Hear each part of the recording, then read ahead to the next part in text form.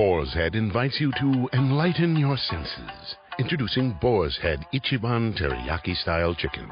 Inspired by Japanese master chefs, our signature teriyaki glaze is crafted with garlic, ginger, and a hint of brown sugar. Then paired with our tender, slow-roasted chicken breast for a flavor that's sweet, savory, remarkably bold. Boar's Head Ichiban Teriyaki-style chicken. The bold flavor of Japan. Now at the deli. Compromise elsewhere. Blog Talk Radio.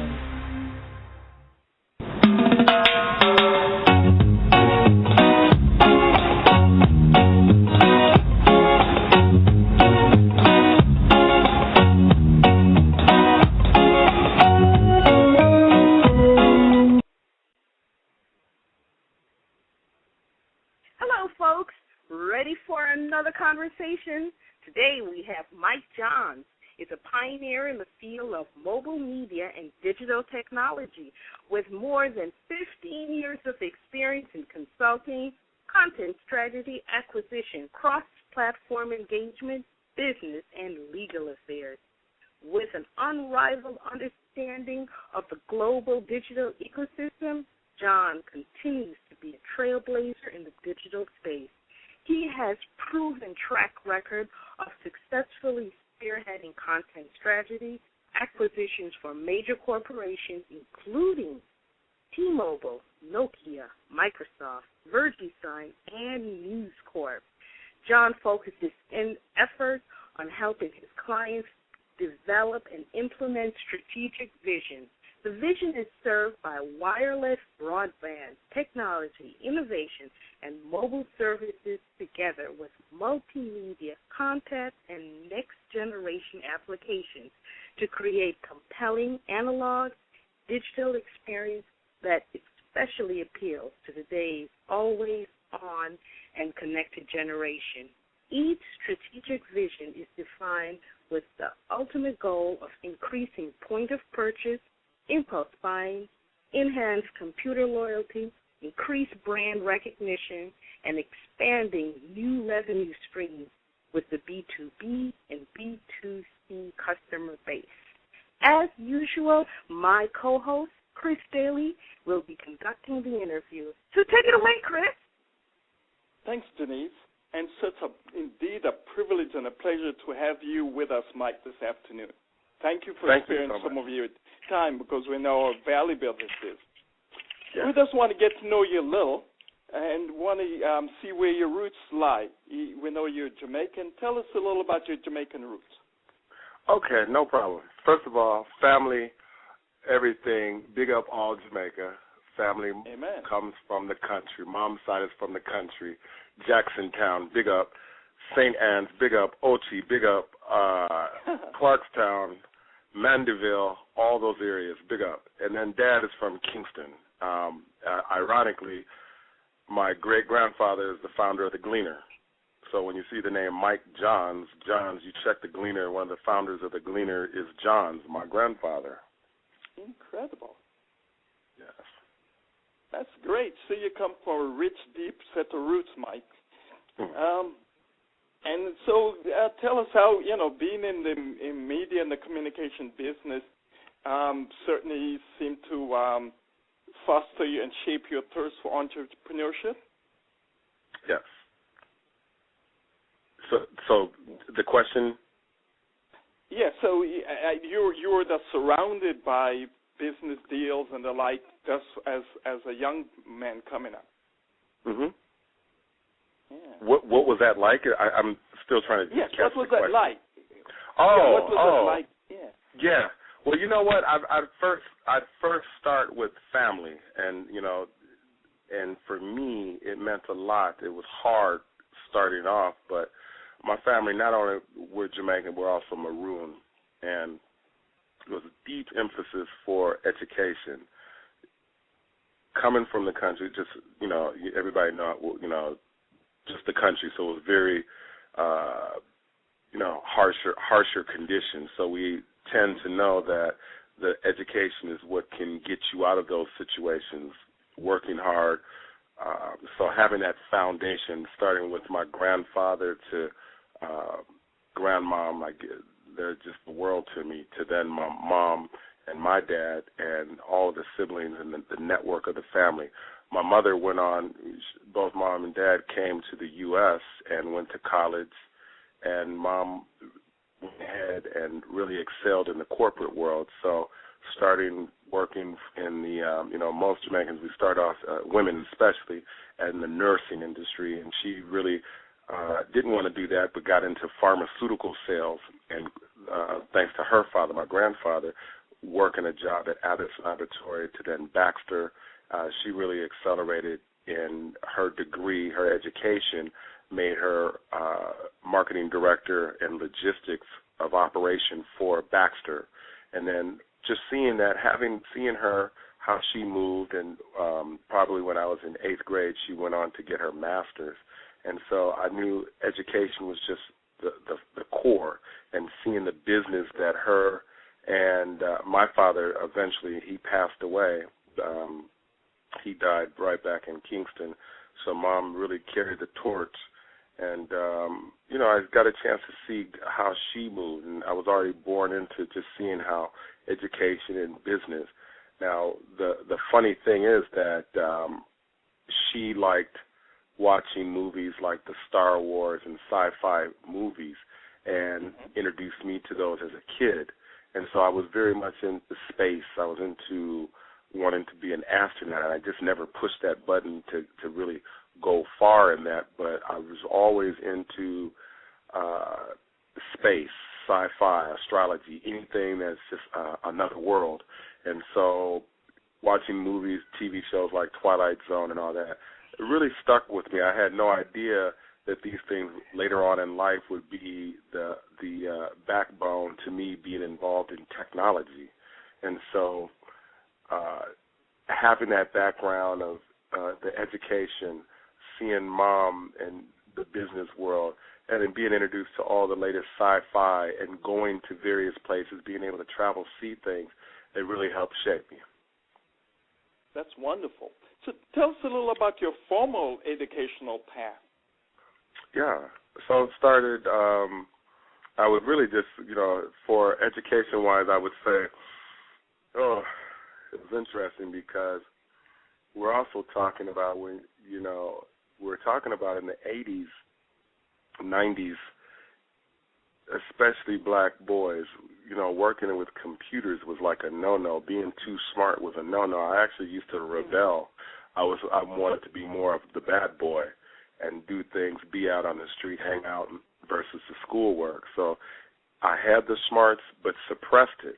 I really suppressed it because I wanted to fit in and be bad boy business versus the education. But that changed. My grandfather gave the belt that lit me up and put me the right way and the correct path. And so I was into sports, but then college education-wise, once I remember last year in high school, all I wanted to go to college was to play football, but that changed. I started to get into, I actually, funny story, Dr. Norvell, professor at Western Illinois University, I ended up registering for class late sophomore in college, and here I am forced to take a 400 industrial level course. And the professor was this Dr. Norvell, redneck from Texas, and he kept telling me, you're going to be in my class, I'm going to ride you every day. And he was very serious about that, and I don't know what it was, but for some reason I caught on to marketing.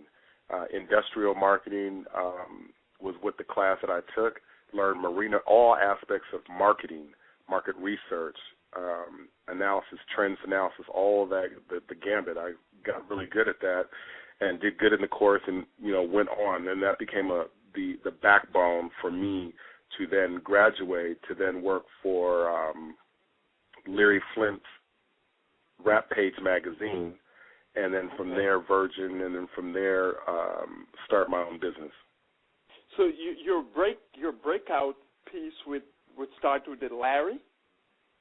Yeah, well, so I would actually say the breakout would be, so last year I went from Western Illinois and then also went to UNLV, And when I went to University of Nevada, Las Vegas, it's there that I became the first black entertainment director as a student responsible for over $1.3 million in budget to book entertainment for the school. And what affects the school affects the city. What affects the city affects the nation, because Las Vegas is just that. They had the biggest venue, the Thomas and Mack Sports Arena. So I got a chance to start doing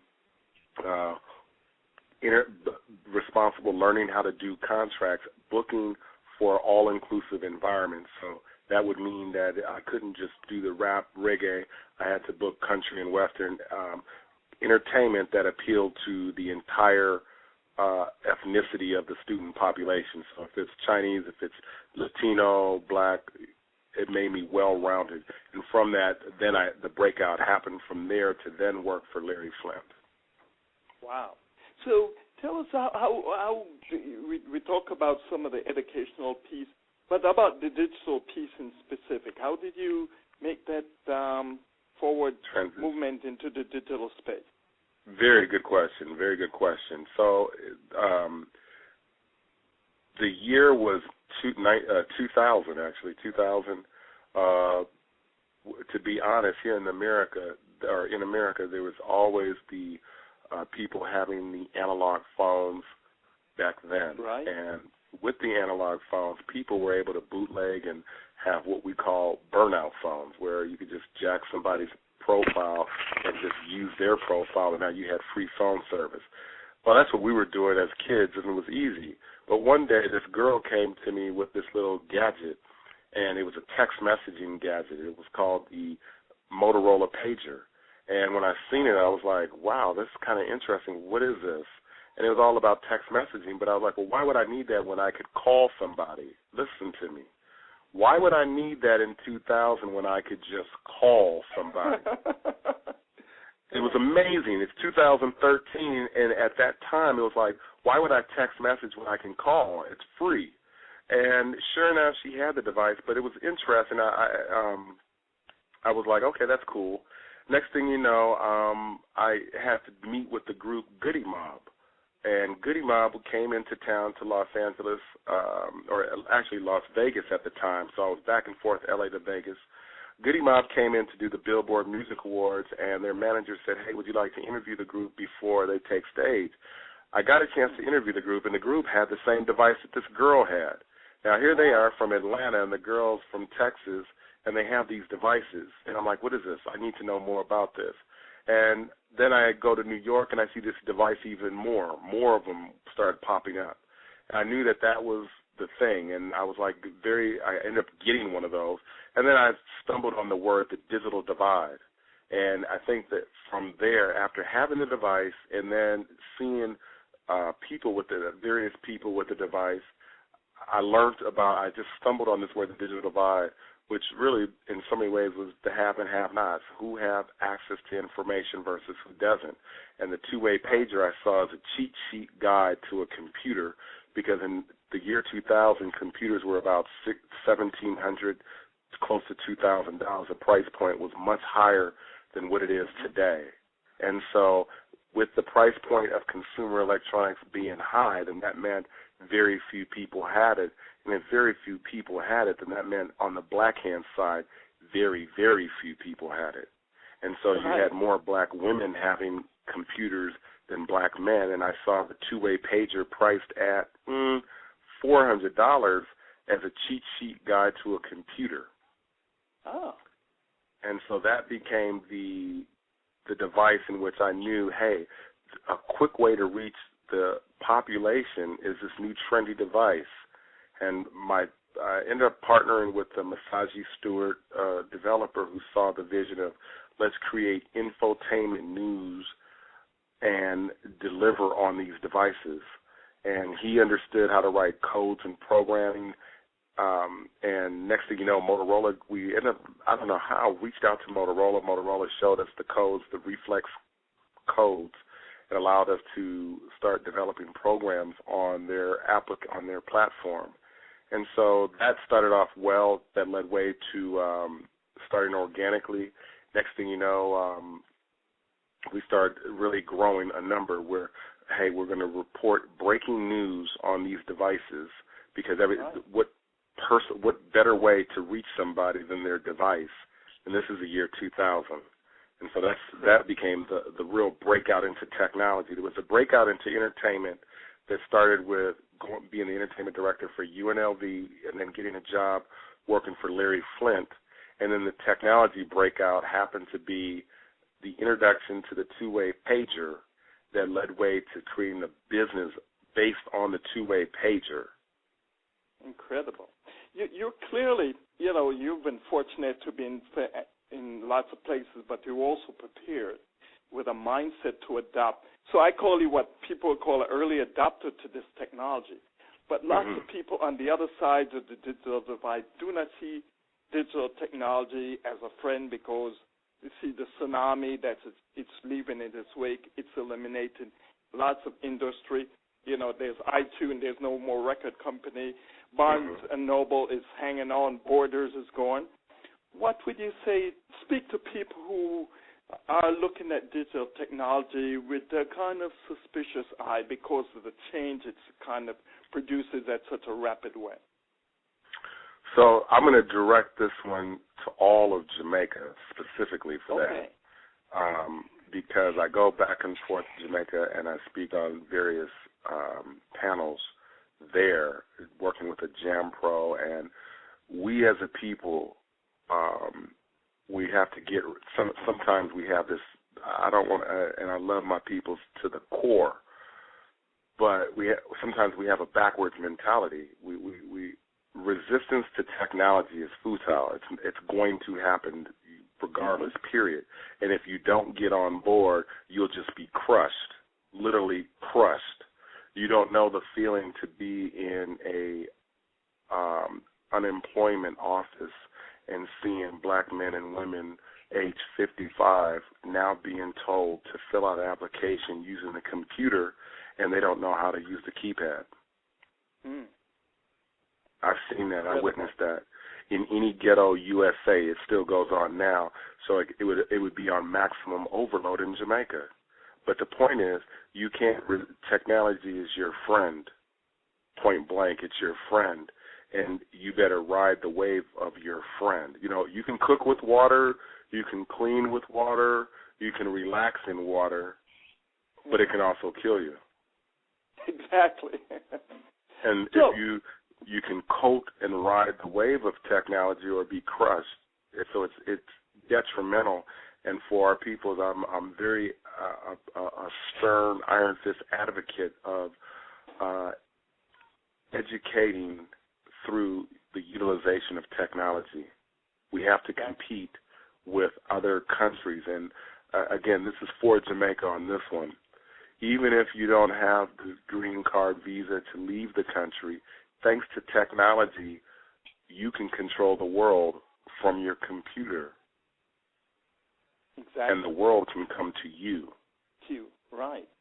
Well, Michael, the paradoxical thing about that technology is actually relatively cheap. The price, with integrated circuits, the price is going down.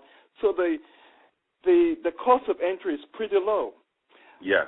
But not everybody is, and it takes somebody with a visionary mind. Are there other success factors you'd like to share with people, how, to make this thing work for them? So, education is key. A creative mind is a blessing. And from that, technology just incorporates or just becomes an integration tool for all that. And one thing for Jamaica is that we have so much talent, raw talent. And one thing that I'm very happy with is that the youth of Jamaica, they are tech savvy. Now it's the elders that need to give them more access, and the elders are the ones that need the education, but the youth actually know what's up. Their BlackBerry, their iTunes, their iPads. When I go back home, and I go back to Jamaica at least 5 times a year, and actually Wednesday I'll be heading back. It's such a blessing to see brothers and sisters with tablets, iPads. That means that they're doing something, or they're aware now. Making a business, creating a business, utilizing technology. It's find your passion to what you want to be, I'd reference Google to see what other people are doing in that industry that you may want to be in, and utilizing technology to then use that as a blueprint for yourself. So if I want to be a shoemaker, I can go to Google and see what other shoemakers have done. How have they utilized technology, and what could I do to be better? If I'm a filmmaker, I can use Google as a reference, or Bing, see what other people have done, and know what I could do to be better. Google, or the information highway, the internet itself, allows you to almost, in so many ways, question truth versus information. Exactly. Well, you in particular have two focus around using technology, and that is in health and in education. Tell us a little about your vision in those two spaces. I'm working with a young lady, Shakima Holmes, right there in Atlanta, to open a charter school. And because she's just destroying the game. Like, she's one of the highest ranking teachers, a young lady, 36, just really won all the top accolades for it in the teaching industry. So we decided to really partner to do our own charter school. And this charter school will become a franchise, starting first in Atlanta. I've already convinced her that what we do there, I'm bringing to Jamaica, and what we do in Jamaica, I'll definitely take to Haiti, bring back to other parts of America, the Caribbean, and then ultimately I want to take it to the motherland, Africa. One goal that I have is to make sure, following the footsteps of Intel's CEO, where he wants every child to have a computer, I want every child in Jamaica to have a tablet. I love the vision. How about in healthcare? That's a very good, very, very good question. I'd like to. Where I am right now is in the name of entertainment and education. Healthcare is something, obviously, it's funny because my parents come from that. I want to step in that world. Nanoscience is very big, and I encourage your listeners to really get familiar with that. Nanoscience, in so many ways, is the ability to swallow some sort of pill that is actually technology. Now, all of a sudden, you have an illness in your right arm. That pill that you swallow detects where the problem is and fix it. And that's the technology that I want to get involved in, nanoscience. Nanoscience is very big. I honestly believe, this takes it to another level, but just as we know the Bible, and we start with Genesis 6, daughters of men, I do believe that there's going to be a day, thanks to nanoscience, in which the same way Genesis 6 talked about the seraphims came from the heavens and entered into the woman to produce these giants. I believe that there will be a day, this sounds crazy, but thanks to nanoscience, we will also have there will be a development of a new bred human who's very smart, very intelligent, and will also take on robotic-like characters. This will come. That's why you have movies like Terminator, The Rise of the Machines. Machines will be talking more to machines, and nanoscience is the first starting point of that, where it's all about the military now saying, hey, you're in our military, we're going to give you this pill that you swallow that now there will be no more POWs. Thanks to you taking this, we can now track where you are. Well, that same pill that can track where you are can also curing ailments that you may have, increase your memory, connect with other devices. But it opens up a door to a new race of new human beings, and that's you're certainly right. Yeah. So it seems like we're going to be limited by our imagination than anything else. Yes. Yeah. You're very right. Dead on. Mm-hmm. Yeah. Boy, you've shared so much wisdom with us, and you've opened up so many visitors to people. As we close, is there any parting wisdom you'd like to leave our listeners? For Jamaica, I just want to say this: love you back, and if you come to a fork in the road, you still go straight. We as a people have that. We have our national heroes to remind us of the struggles that they went through, so the march still carries on. And in today's world, leveling the playing field can be done through technology. And so even if you have dreams of, I want to get to London, I want to get to New York, I want to get to any parts of the world, remember that the world all want to come to Jamaica. Everybody in the world want to come to Jamaica. So use that as your leverage. I've just realized as a young man that two words that I'm really adapting for 2013 is strategy and leverage. But now the technology allows you to create better strategy and leverage. In Jamaica, we could leverage. Everybody wants our culture. All these white people want our culture. They want to smoke weed. They want to have the dress. They want to learn the dance. When they hear a different accent, the first thing they think of is Jamaica, but the person was from Grenada. He was from Trinity. So our culture is very dominant. And now you as an individual, it's you as a business that can say, I want to go ahead and open up my own bakery. I want to have my own fashion. I want to do X, Y, and Z. The spirit of Jamaica everybody loves, and you can now cash in through technology. Very good. What an awesome time. Exactly. Well, Michael, thank you so much for your invigorating, insightful, forward-looking, pioneering discussion with us. Much success to you as you travel the world and you spread the good digital pioneering work. And to learn more about Chris Daly, visit letsgetmobileandsocial.com. To learn more about Jamaican Diaspora, visit JamaicanDiaspora.com. And to contact Mike Johns at Digital Mind State. Do you have a website that you want sure. your audience to know?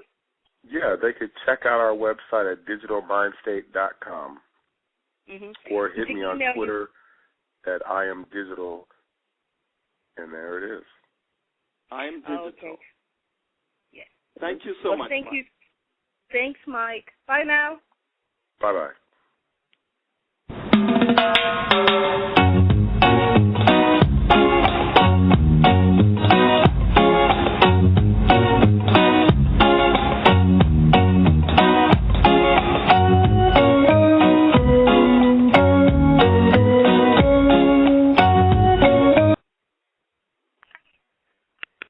When you don't go to Geico.com, car insurance can be hard.